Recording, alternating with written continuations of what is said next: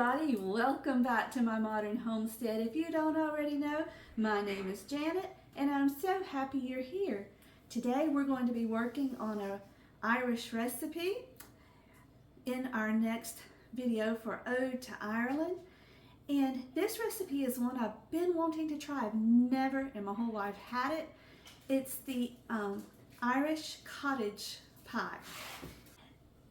I really wanted something really authentic for this. I didn't want anything that was Americanized the way we may or may not do it.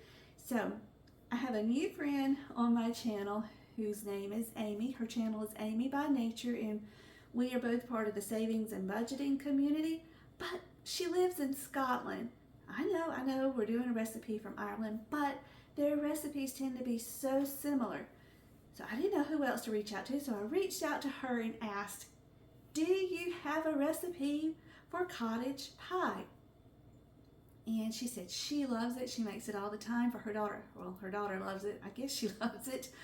So she sent me a recipe that she found because she tends to cook like me. She doesn't measure ingredients. She just throws them all in. But she found a recipe for me from there. So I'm going to do that. I'm going to get my apron on. I'm going to throw my hair back, and I will show you the ingredients we're going to use and tell you the measurements, and then we'll get started. Are you ready? Let's go. Okay, y'all, first off, this is a real working kitchen.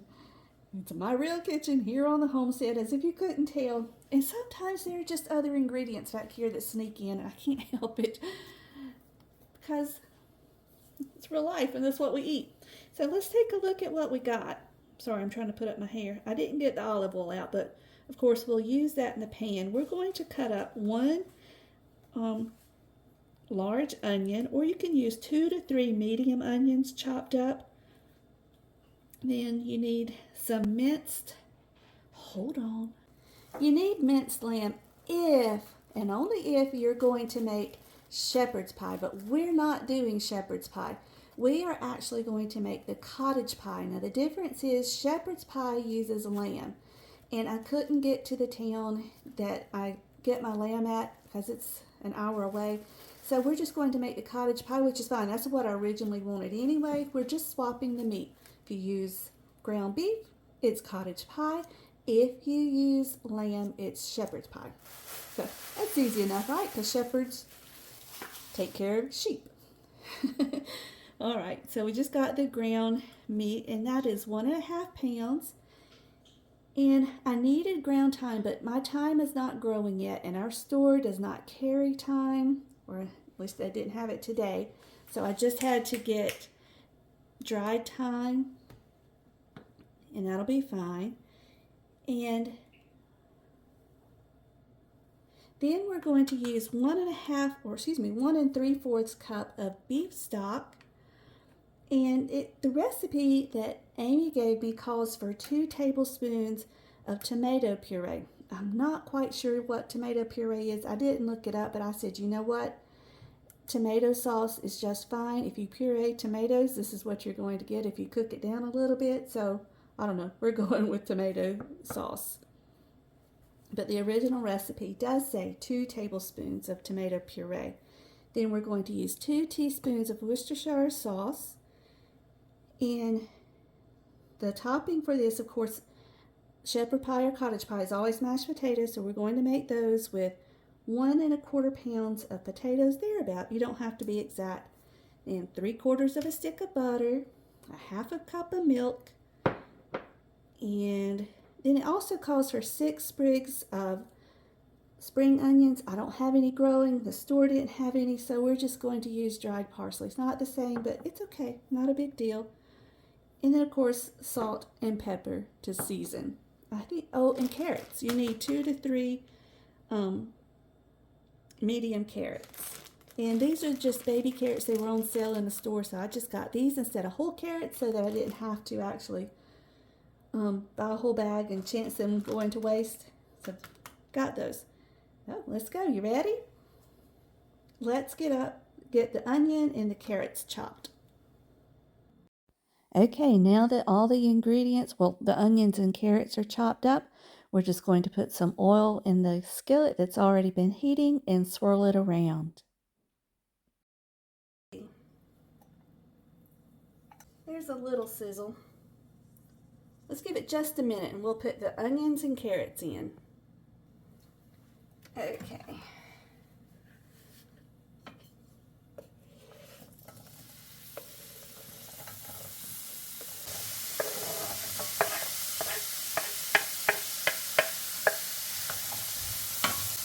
And we're just going to let these cook for about, I don't know, 5-10 minutes until they get soft, and then we'll add the meat in. So while we're waiting on these, I'm going to go ahead and peel and chop the potatoes. Now back here, I already have a pot of cold water. So once I get these potatoes chopped, I will add them in to the cold water. And once they're all chopped, I'll go ahead and chop these potatoes. And once they're all chopped and in the pot of water, I will set them on to boil and get them nice and soft so that we can mash them up.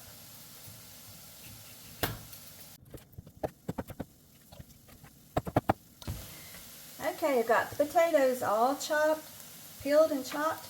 We're going to set them to about a medium. Just let them start warming up so that when we're ready, they're ready. And these are just about soft enough. Oh my goodness, do they smell good. So I'm going to get this knife put away. We'll turn this pan up just a touch and we'll come back and add the meat. Okay, let's add in the meat. We're just going to give it a good chop, get it all nice and finely chopped up in there. And then we're going to add the thyme, the tomato sauce, the Worcestershire sauce, and some beef stock. Actually, you guys, you know what? I'm going to make a call here. I don't want this super greasy. And this meat was pretty fatty. It was a 20% fat meat. So I'm going to let it cook down just a little bit and drain off some of the grease before I add the other ingredients, because that just doesn't sound too appetizing to be eating all that grease. I don't know. If you're from Ireland, Amy, I know you're not from Ireland, but do you drain off your grease? Or is your meat super lean first? Or do you just need the fat in there? I don't know. I've never made it before. Y'all let me know down in the comments if you know. And don't go anywhere because this is just part of the first step. We're not done cooking it yet. This is going to cook a while before we do anything else to it, even after we drain the grease. Okay, it's mostly cooked. It's not all the way done, but I'm going to take a tip from my friend Mary over at Mary Love Country Living, and I'm going to use the paper towels to soak up this grease.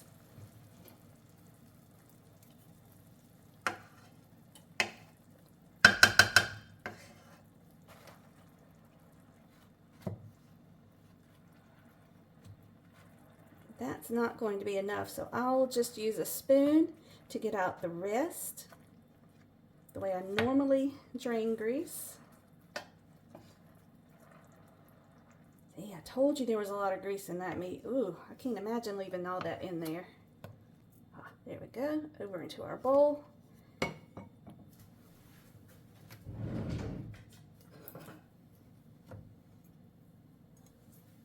Okay, and I will just use a spoon and spoon out the rest. I don't mind leaving a little of the fat in there because that does add flavor, but I don't want to be eating chunks of grease. Not that you would eat chunks of grease, but you know what I mean. Okay, let's get the other ingredients and add them in. Okay, let's add in some thyme. I'm not going to measure. Yeah, that looks good. I don't have the sprigs, so doing the best we can do. And let's pour over the beef stock. Turn this back on. Putting that on medium. Right, let's add in 2 teaspoons of Worcestershire sauce.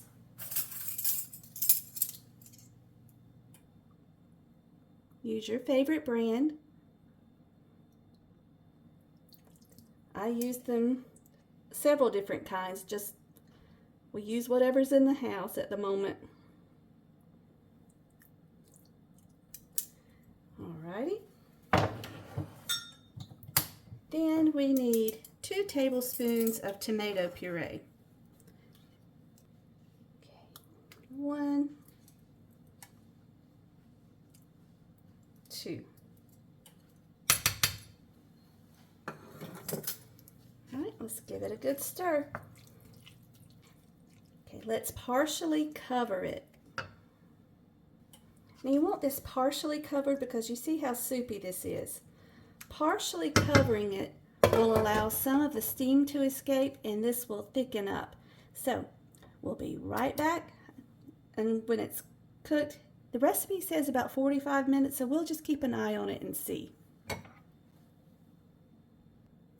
Oh, I didn't show y'all. We used a little bit of the pepper. We just sprinkled a little on, and then I used a ½ teaspoon of the salt. Excuse me. Just 2 of these little spoons is ½ a teaspoon, so I just sprinkled that over, and that's all we're going to use for now. We'll let this cook, and then I'll come back and taste it when it's almost done and adjust the seasonings if we need to. All right, y'all, were y'all with me the other day when I made biscuits? I tried making them with milk and a little bit of sour cream. Well, we're going to do it again today, but we're going to do it different. I'm not going to use milk. I'm going to grate up my butter. It has been frozen. So once I get this grated up, I'm going to put it back in the freezer for about 10 minutes to make sure everything's good and cold. And then we'll come back and add sour cream to our biscuits. And that's all we're going to use. 2 cups of self-rising flour, 1 stick of butter, and this is salted because I prefer the salted in my biscuits, and sour cream. I hope they're good. Okay, I've got all the butter grated up. I prefer grating it by the processor because by hand you can't get that last little bit. I had to get the knife out and just kind of chop it up. There's a big chunk. So let's put this in the freezer and let it get good and cold again before we add the sour cream. I'm just mixing that butter into the flour. Not only is that going to make the biscuits yummy, but that's what helps it rise. That butter melting and that steam coming up. Let's check out what's happening over here. Yep, we're still soupy, so we're just going to let it keep going. Nice and bubbly. That's just what you want. This is on about a medium low. But just watch your stove because every stove is different. Okay, our 10 minutes are up. I just took the flour and butter out of the freezer. Remember, 2 cups of self-rising flour, 1 stick of salted butter, and then we're going to use about, not exactly, but about 2 cups of sour cream. Or if you don't want to make this big of a batch, just use 1 cup of flour and 1 cup of sour cream, thereabouts. I'm not using all of it. We're going to mix as we go and see what I do with my spoon. Here it is. Okay, so just mix this in. This is how I make my sour cream muffins, except when I make those, I actually melt the butter and mix it all together. But that does make things quite a bit harder to make into a biscuit. You actually drop those into a muffin tin. They're so good, y'all. And I would actually use 2 sticks of butter for the 2 cups of flour for those.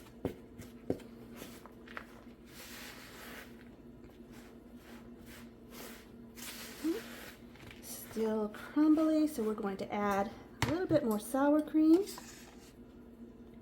And a lot of this is going to depend on your weather, just like when you're making bread or when you're adding milk to your biscuits.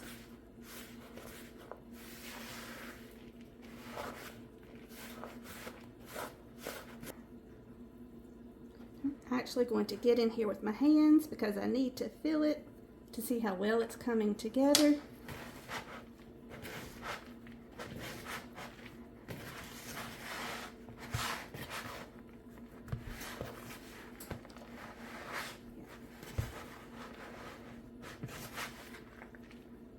Yep, that's what we needed. Now, if it's a little too sticky after you do that, when you turn this out, which we're about to do, just add in some extra flour to be able to manage it. So, let's get our cup.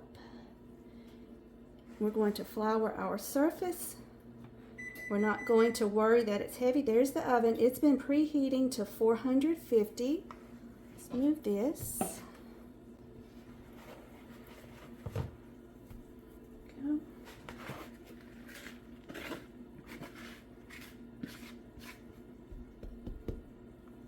All right, let's move this out of our way.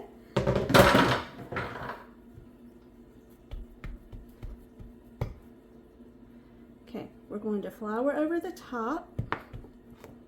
We're going to pat it out just a little bit and fold it over on itself. Pat it out again. Fold it over on itself.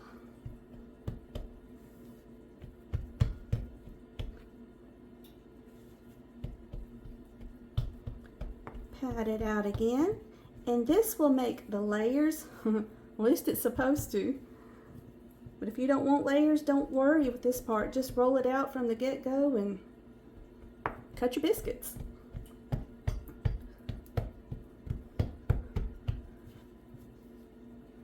All right, let's do it one more time. Make sure they're not sticking on the bottom.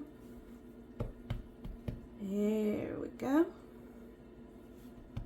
I'm going to pick it up. Make sure I got plenty of flour down.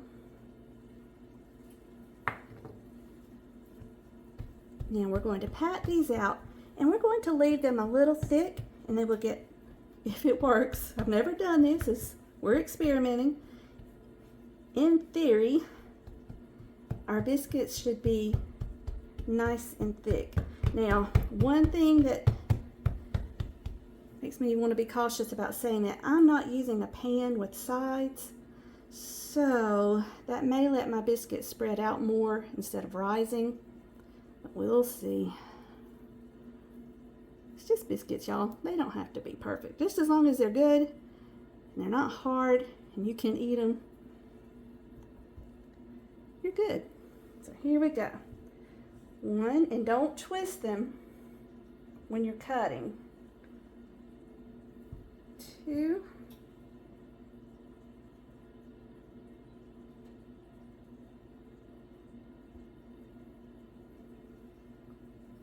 3,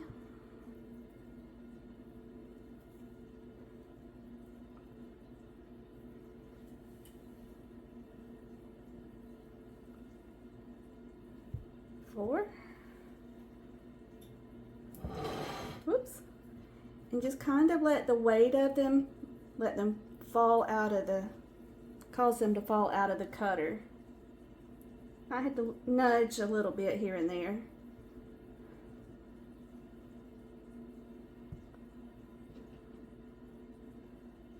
Let's see, 1, 2, 3, 4, 5, 6. We're just going to ball this back up and go again.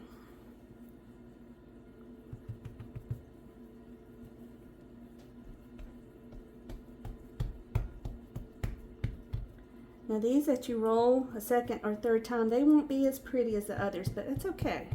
They still eat.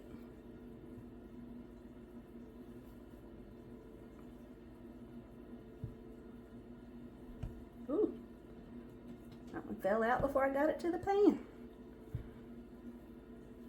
All right. Now when I was little, Mama would take this extra biscuit dough. She would do like this. My hands are so sticky. She would roll them up just like so. And she would just work them in here. Pat them down a little bit. And make little baby biscuits. So why not?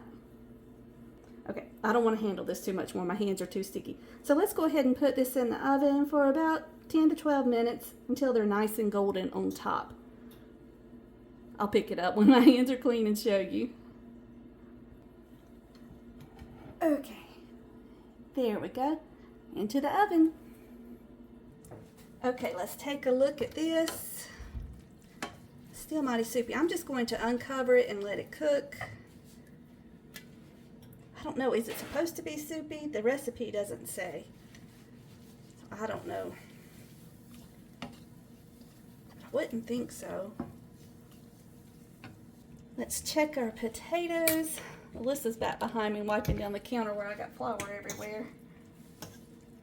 So I could do this part.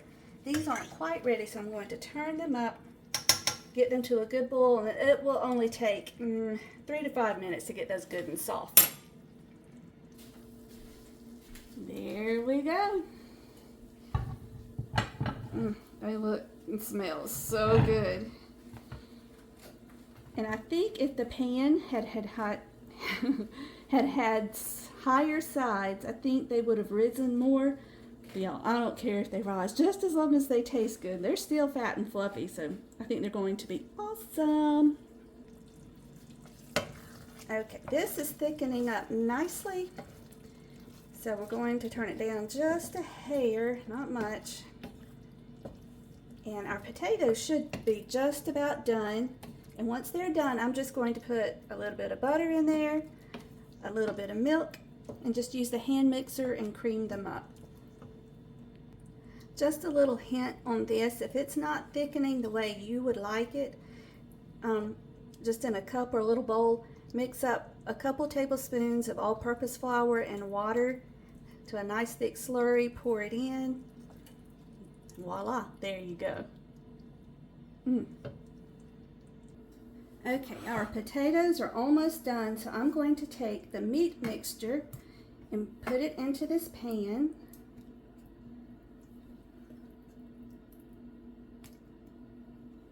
See if I can just pour it. There we go. Oh, it's fogging up my glasses. And don't forget, taste it before you cook it. I've already tasted it and it's perfect. It doesn't need anything else. Okay. I'm going to just smooth it out and then we'll pour our mashed potatoes over this. So I've added in a 1/4 teaspoon of salt to our potatoes and just a little bit of salt. Pepper, excuse me. And then 1 stick of, looks like an awful lot of butter for that many potatoes. I don't know about that. Let's add a 1/2 stick of butter. Alrighty, 1/2 stick. That looks more like it. Right, and we have just a little bit of milk. This is 1/2 cup. I'm not going to add all of it just yet.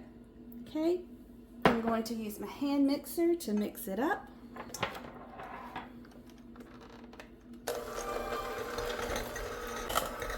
Add just a little more milk, not much. Sprinkle in a little parsley. That's in place of the spring onions.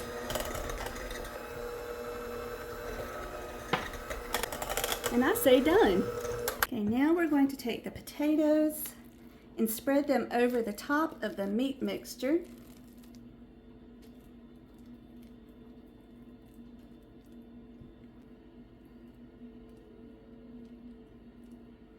So, there's how someone who's never eaten this, much less made it, spreads it. I hope that's good enough. Just slow and steady. Let's clean up the edges of the pan and pop it in the oven. Okay, into a 350-degree oven we go. We're going to bake it for about 25 minutes or until the top starts browning and the bottom is bubbling up. What do you say we try a biscuit while we're waiting?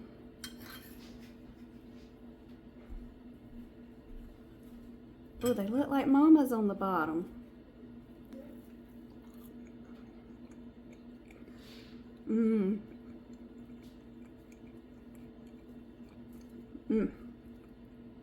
That's where it's at, y'all.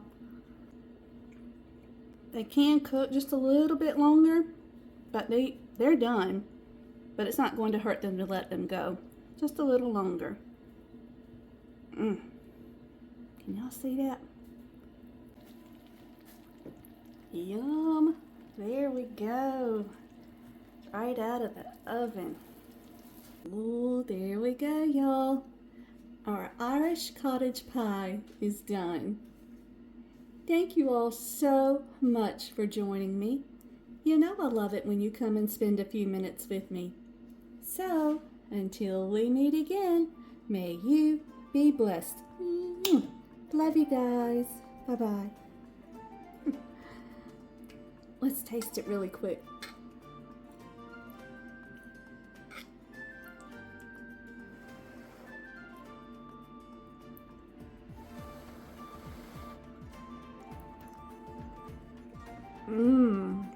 Why have I never had this before?